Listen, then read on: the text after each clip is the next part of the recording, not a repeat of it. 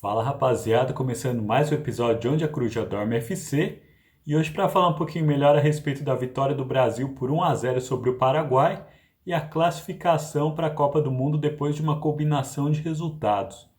O Brasil que vinha de um empate contra o Equador, né? Um empate onde o Brasil deixou bastante a desejar em termos de desempenho, então era necessário que o Brasil viesse a melhorar, nem que essa melhora viesse de forma gradativa, né, aos poucos.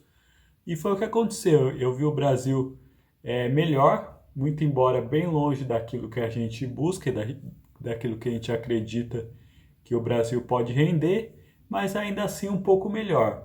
Eu creio que a seleção agora tem que ter um pouco de paciência, né? Porque o Brasil vai passo por passo melhorar. O Brasil que tem um treinador novo, né? O Carlo Ancelotti, que na sua estreia não foi tão bem em termos de desempenho, muito embora conseguiu segurar o empate por 0-0, e hoje ele foi melhor, muito embora ainda nós temos degraus a subir para poder estar jogando no nível que a gente precisa para poder estar minimamente competitivo para uma Copa do Mundo.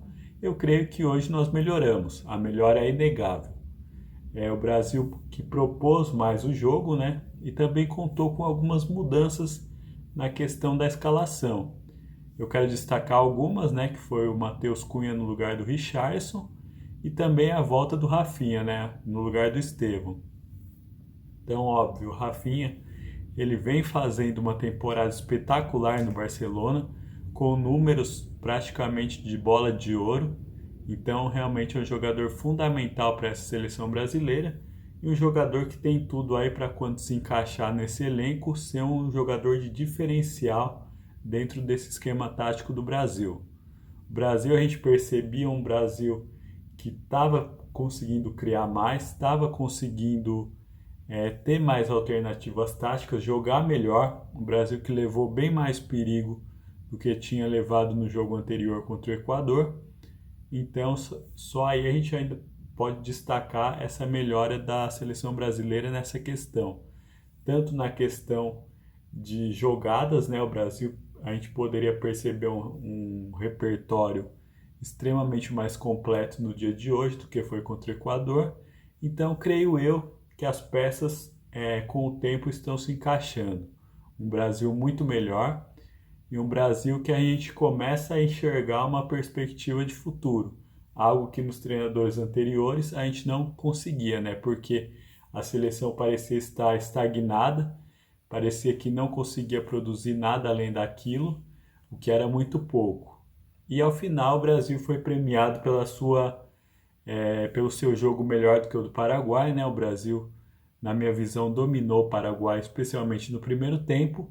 E após um cruzamento do Matheus Cunha, o Vini Júnior vai lá e marca o seu gol. O Vini Júnior, que aos poucos ele está tentando repetir aquilo que ele faz no Real Madrid na seleção, né?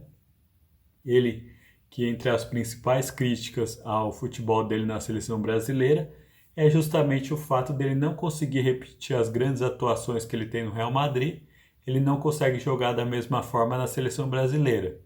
Espero que esse gol encha o Vini Júnior de confiança para que ele possa desempenhar futuramente todo aquele seu potencial que ele demonstrou no Real Madrid. A partir daí o Brasil vai para um segundo tempo onde, pela combinação de resultados, né, nós temos que lembrar que a Venezuela aqui é o último time que está naquela zona de repescagem, né, que poderia tirar a vaga direta da seleção brasileira, tinha perdido para o Uruguai por 2-0. Então, nisso, caso o Brasil viesse a vencer, o Brasil carimbaria o seu passaporte para a Copa do Mundo de 2026. Então, teríamos que ter muita responsabilidade, especialmente defensiva, porém, ainda assim, teríamos que manter o volume de jogo como nós conseguimos no primeiro tempo, né? Um Brasil que foi bem, foi melhor, né? Só que na minha visão ainda tem bastante a evoluir. Ainda tem certas questões, principalmente que eu vejo na questão do meio-campo, né? Uma questão que o Brasil precisa ter um pouquinho mais de agilidade no meio de campo precisa fazer essa transição entre defesa e ataque de forma um pouco mais rápida, até para poder estar pegando os adversários de surpresa, mas é inegável que o futebol que o Brasil jogou hoje foi melhor do que o que vinha apresentando com os outros treinadores e também no primeiro jogo do Ancelotti. Então, nos deixa satisfeito, né? Eu não diria feliz, mas satisfeito. Eu ainda não estou feliz com o futebol que o Brasil está apresentando, mas hoje o desempenho, creio eu, que foi satisfatório.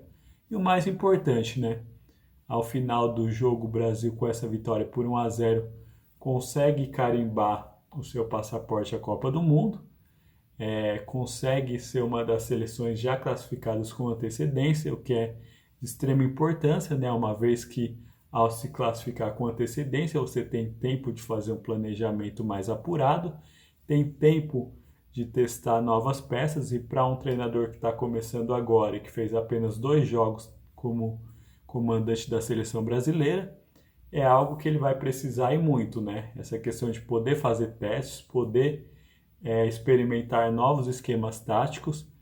Então, creio que essa classificação veio no melhor momento possível, no momento em que o Brasil está em reconstrução, está com um novo técnico e está com um novo presidente da CBF, né? Então o Brasil vem numa reconstrução tanto dentro quanto fora do campo.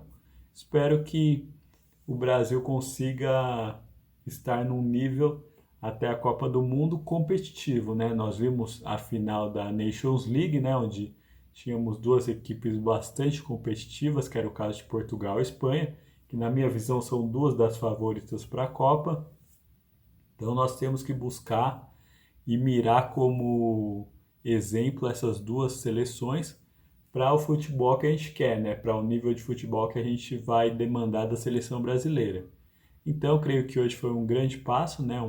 Um Brasil que classifica com antecedência e classifica jogando com o futebol que mostra evolução perante ao que vinha sendo apresentado.